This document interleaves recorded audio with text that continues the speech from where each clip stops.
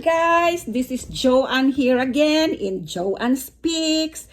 By the way, this is my 4th video and please subscribe, like, and comment naman po kayo kasi yung liit pa ng subscribers ko guys. Kasi to be honest guys, hindi ko po talaga sinishare ang channel ko sa mga kakilala ko at sa mga friends ko kasi or sa family ko kasi gusto ko organic, di ba? Tapos mas gusto ko yung nagsasalita ako dito na walang kakilala. So, kayo lang. So, please subscribe, okay? So, anyways, guys, mag-react na tayo dito kay Carlo Aquino at saka kay Charlie Dizon. To be honest, guys, anyways, don't forget, okay? Subscribe, Joanne Speaks. Okay, here.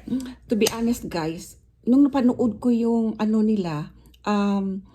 kasal nila, talagang very romantic, to be honest. Tapos, alam mo, hindi ako masyado sa showbiz in Philippine showbiz, nasa Canada ako. So, mayroong mga artista dyan na gusto ko, pero yung talagang tinutukan ko, hindi ako ganyan. So, yun, ang alam ko lang, na one day, nakita ko na, kasal sila. Hindi ko nga alam magjowa pala sila. Ang alam ko lang na itong si Carlo Aquino, my girlfriend noon, hindi ko nga alam, may anak na pala, di ba? So, anyways, si Carlo Aquino talaga before, ayaw ko sa kanya. Nung, I think, last year, ayaw ko sa kanya or even before.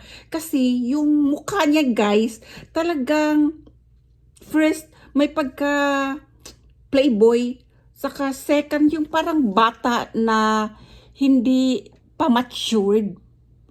Yan ang talaga ang tingin ko sa kanya. So, Carlo Aquino, kung nanonood ka ngayon, sorry ha, pero talaga, yan talaga ang first impression ko sa iyo. Kasi, hindi talaga ako masyado sa mga artista.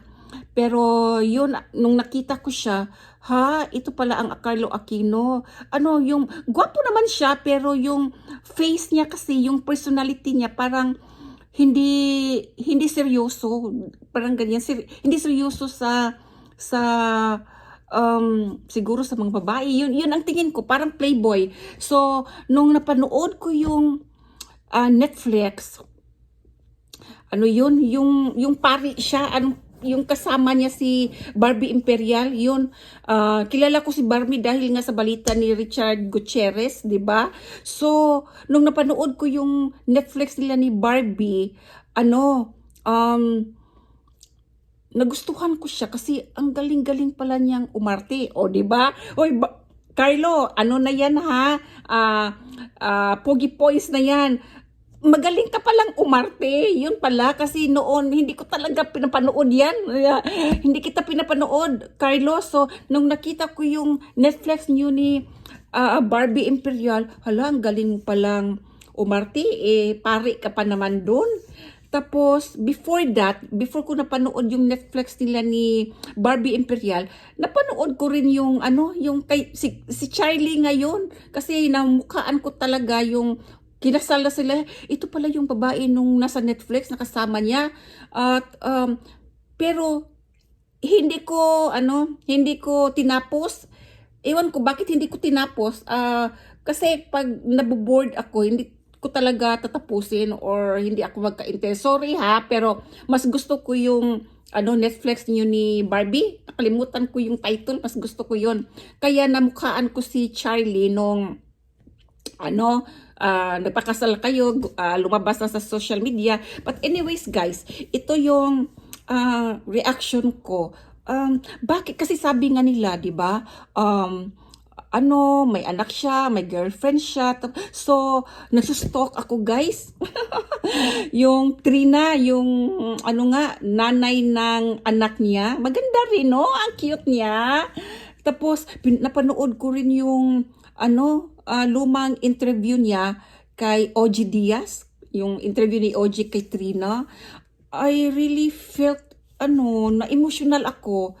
Okay? To be honest, yung wedding ni Carlo, nung napanood ko yun, tapos hindi ko pa alam na may anak pala siya, may girlfriend pala siya, na si Trina. So, nung napanood ko yung wedding nila ni Charlie, I felt so happy kasi maganda yung wedding nila, hindi siya masyadong bungacious tulad ng mga iba na parang reyna na ganyan. Sweet siya, 'di ba? Tapos yung motif nila pa yung pagka peach ba yun or light pink? Yun, yung very girly at sweet. Tapos ang wedding gown ni Charlie maganda rin. It's sexy and maganda siya. She's a beautiful bride.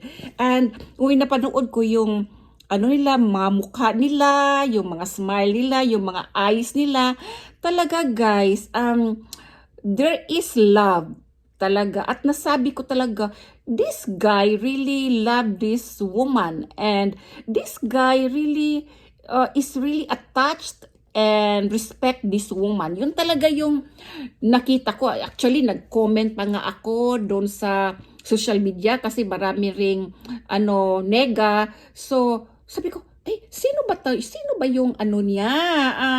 Past girlfriend niya. So, nag-stalk ako, guy. Nag-google ako. So, yun pala yung history nila, no? So, sinustalk ko rin yung social media ni Trina, tapos napanood ko yung interview nga niya kay OG Dios. Alam mo guys, naawa ako kay Trina, to be honest, kasi I'm also a mom.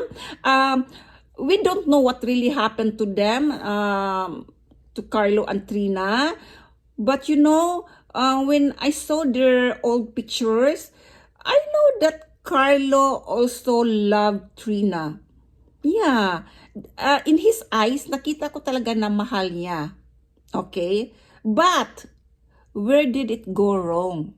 Why? Bakit guys? Yun nga, mga sinasabi dyan na you were taking care of your man, pero iba yung nakinabang, iba yung naikasal.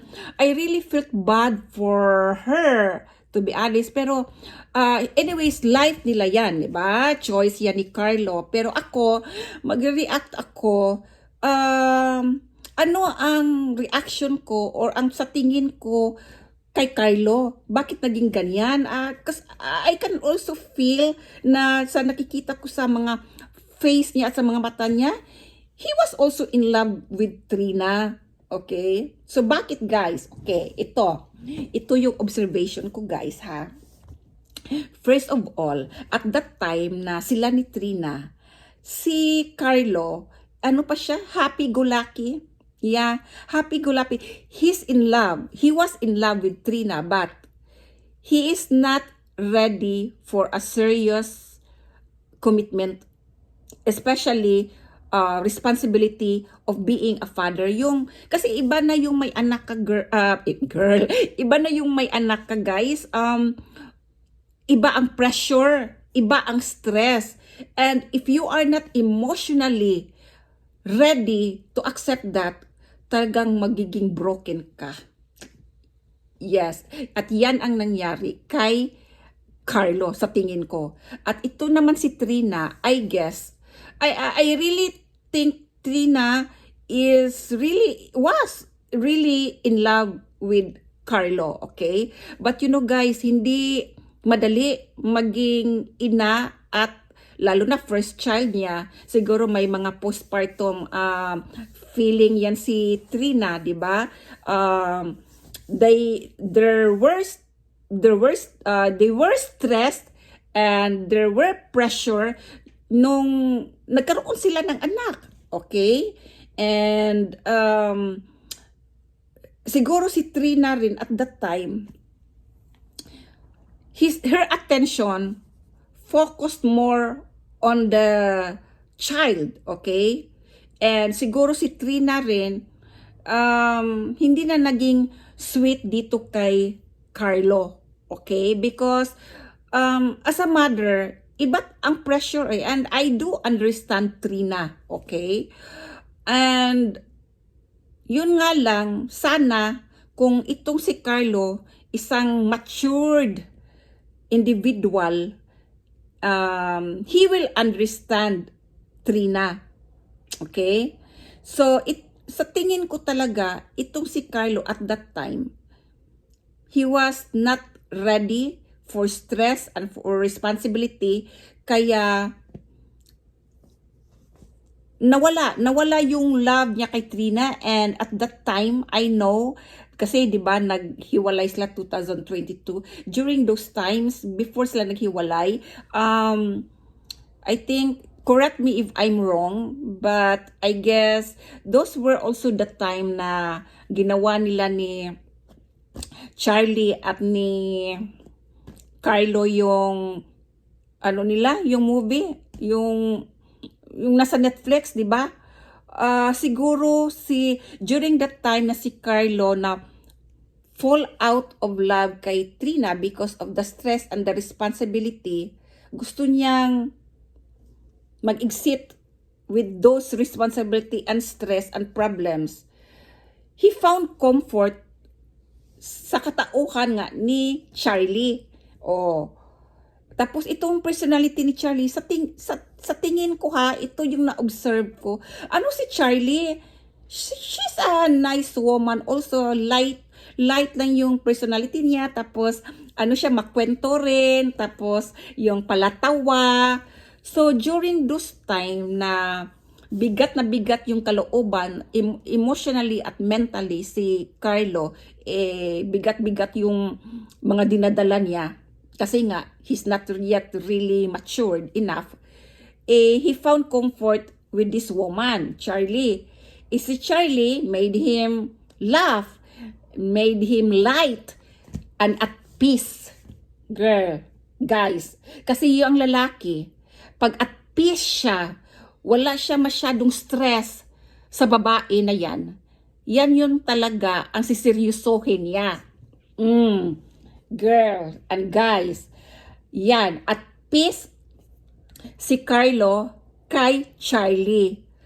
At doon na nga, meron na sila dahil at peace siya. They do have, I think they did have like, they talk serious stuff na, like their problems, their life.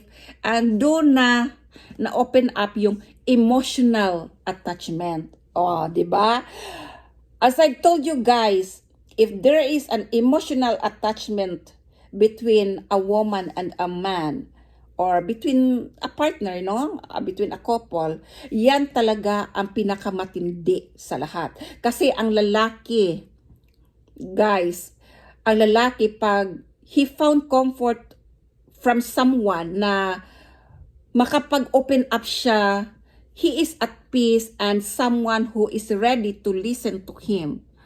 Yan yun ang siseryosohin niya, guys. Okay? So, yun ang napansin ko at yan ang reaction ko kung ano talaga ang nangyari dito. Kasi maraming, hindi rin natin wag naman natin i-bash si Charlie. Yeah, I felt bad for Trina, but their love, Carlo and Trina's love is not in the right time.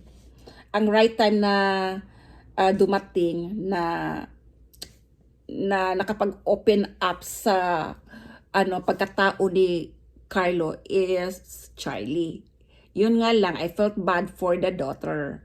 At sana lang, okay? Nandun na yung emotional attachment nila ni Carlo, okay? Carlo already felt at peace with Charlie. Sana lang that now that they are married, I just hope that Carlo will grow up to be a matured man because he is now into a married relationship. Lalo na kung magkaanak sila, nandyan na rin yung pressure, di ba? So sana, he will change and become a better father, a better family man to this new family with Charlie.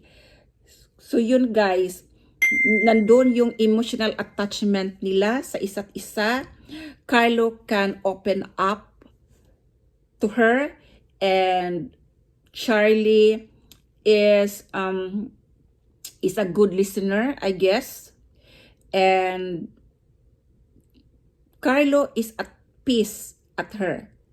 They have emotional attachment, emotional connection, and he is at peace at Charlie with Charlie. Yun guys. So yun lang yun.